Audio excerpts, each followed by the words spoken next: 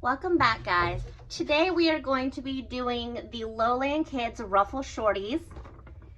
This is a quick and easy sew. It's only 2 pieces for the cutout patterns. And I'm going to be using some heavy double brush poly, obviously from MLA.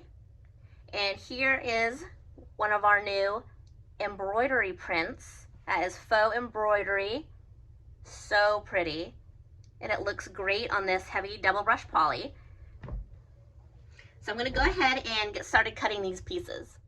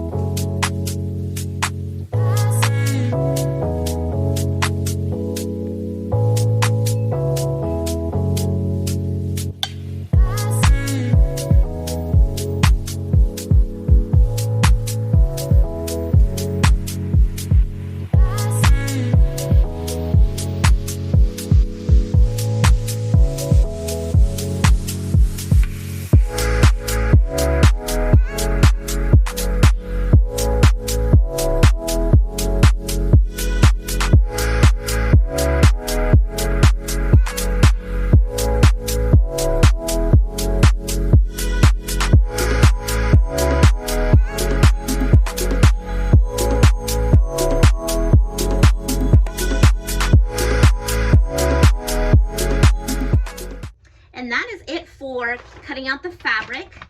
It's just 2 pieces, a front and a back. So this does call for elastic. You can do elastic in the legs, but I'm going to do another method to do the ruffles down here that I'll show you later. So we're just going to need elastic for the top. And it says, the pattern says you can have anywhere between 3 1/4 inch elastic all the way up to 1 1/4 inch elastic wide. So just depending on how high you want the rise of the shorties to be. I like a high rise, so I'm going to use 3/4 inch 3/4 inch wide elastic, and the length suggested is 17.5, so I'm going to go with that length. Here's the elastic I'm going to be using. This is just some brand from Amazon. This is knit elastic.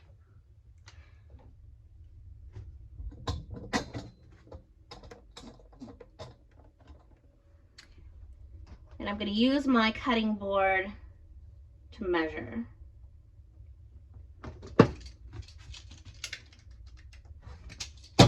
There we go. So this is all we need.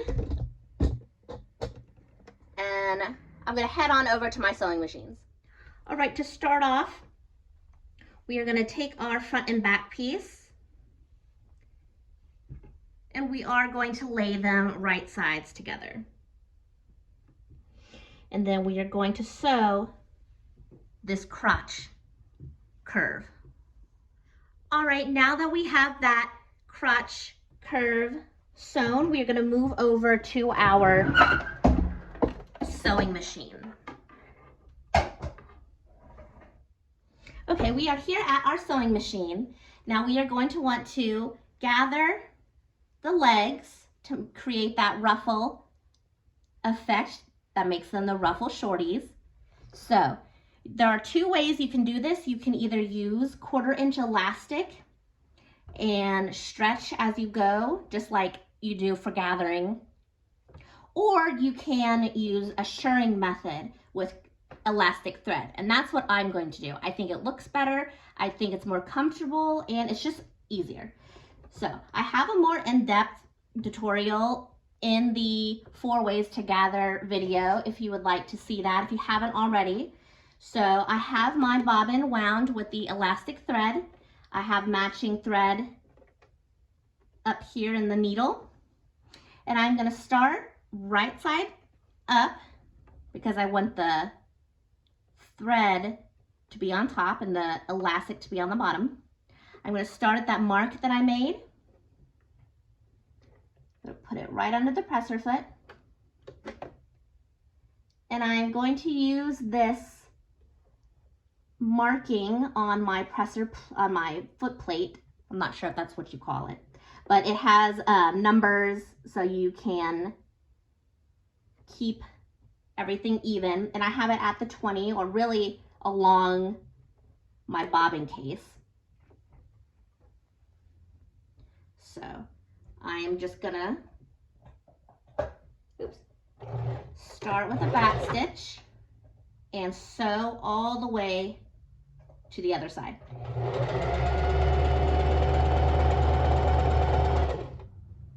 You can see it's gathering up.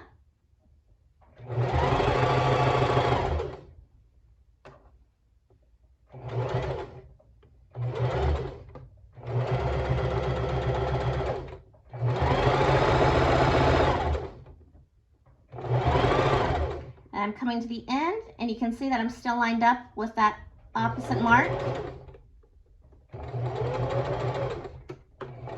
I am going to do a back stitch, raise my needle, and pull that out. And you can see that that is gathered up and it has stretch. Cut that down there. Now you can do another row of shirring if you would like. I think I'm just gonna leave it with the 1 row for now. And then I'm gonna go to this other side and do the same thing.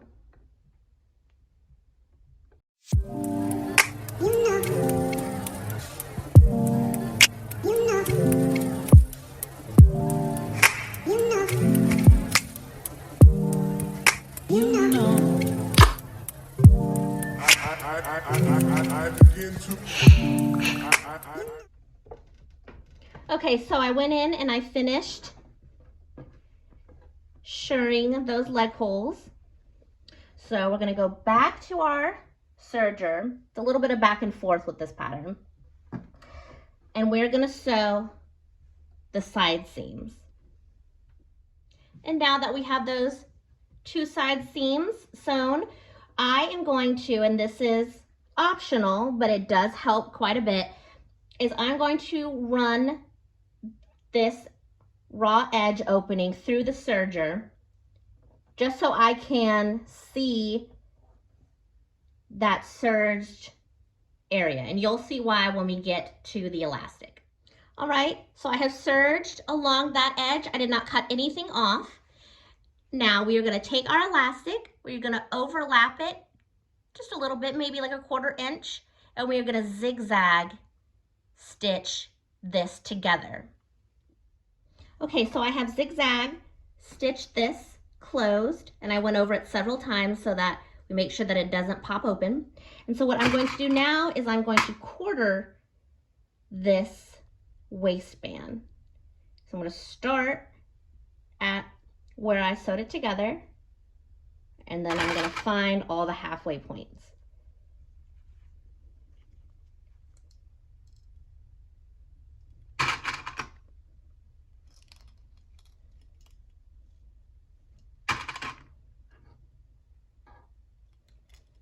All right, so now we're going to take our shorties, I'm going to flip them inside out.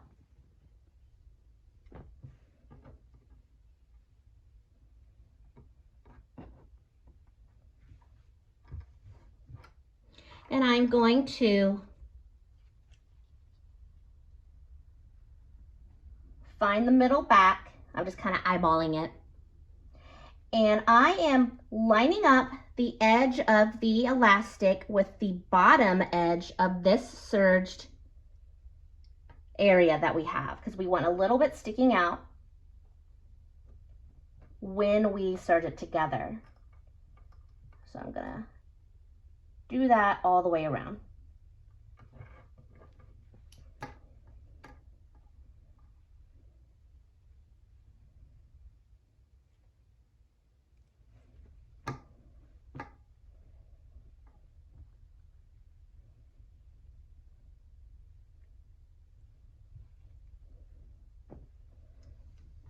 All right, now we're gonna go to our serger.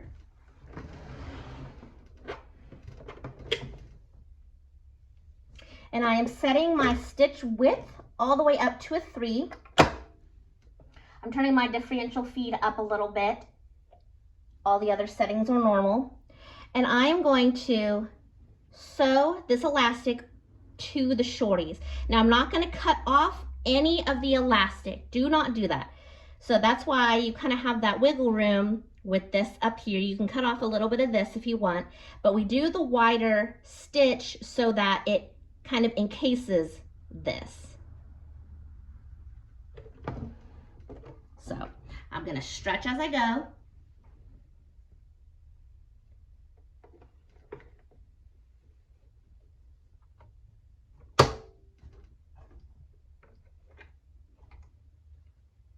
I'm gonna sew all the way around, stretching the elastic to fit.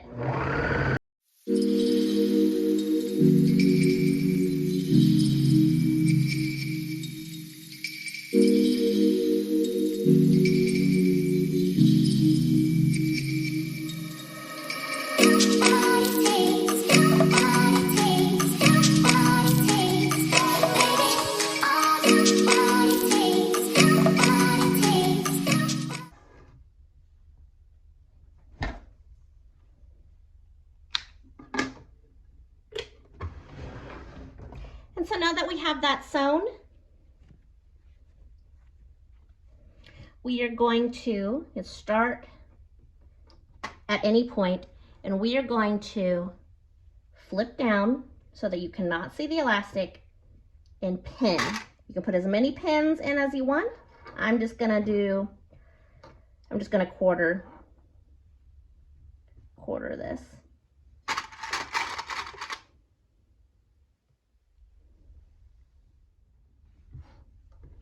Going to continue pinning.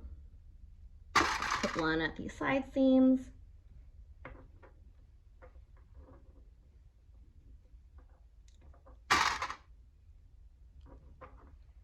All right.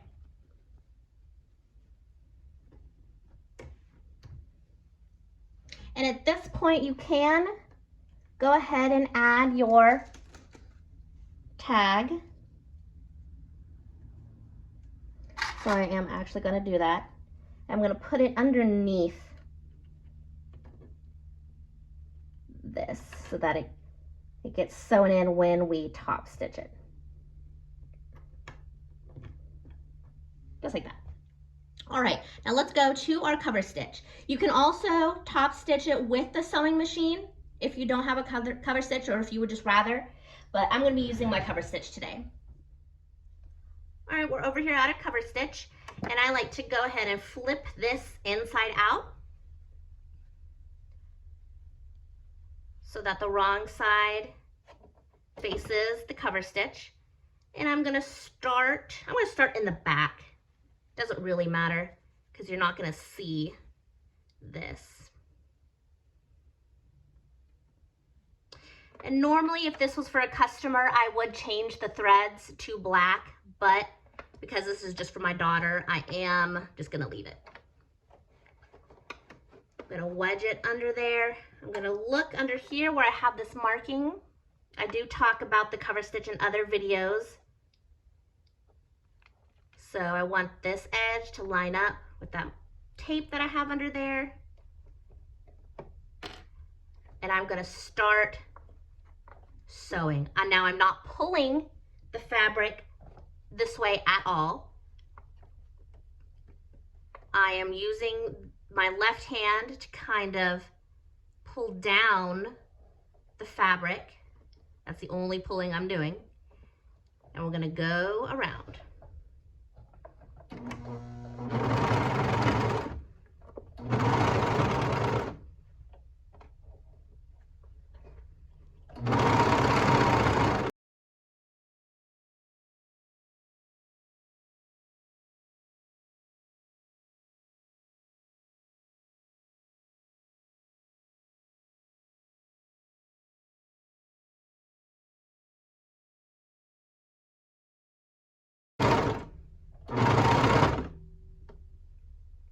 Oh, you can see I was not paying attention and did not catch my tag, so I'm going to sew that in afterward.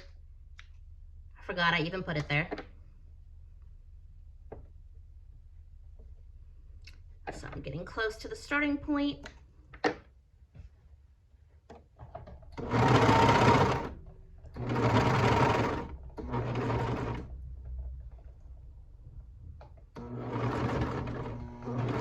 Overlap it a little bit. And then lock the stitches.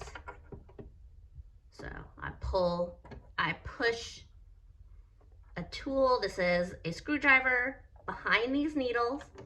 I press the release buttons, pull it out, put my finger there, lift up the foot and pull them out through the bottom.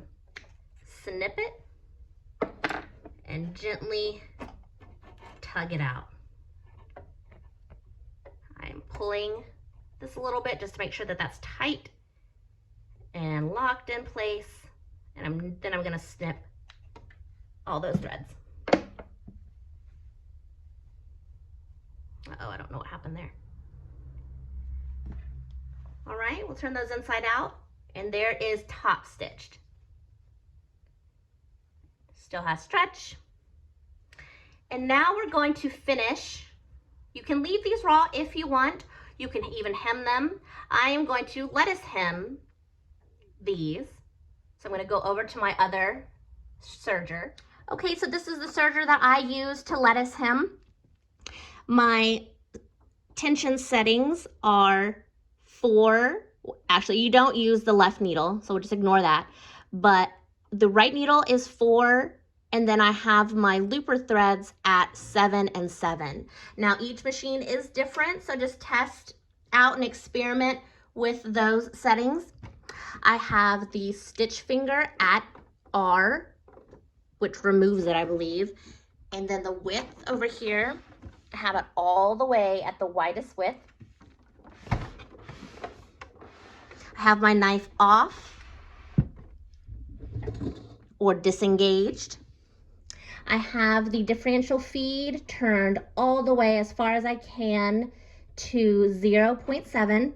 And I have my stitch length at 1.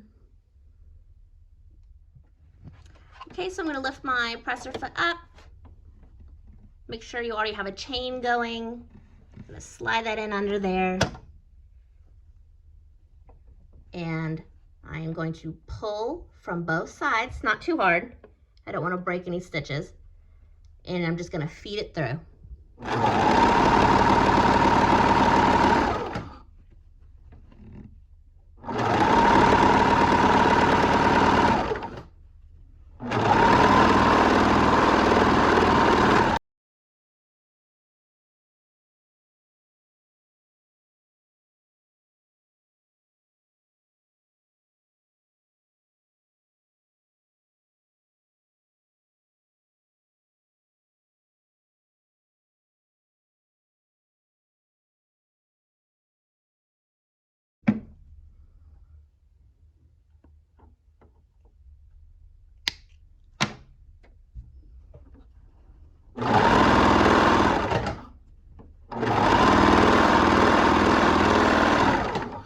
And then repeat for the other leg hole.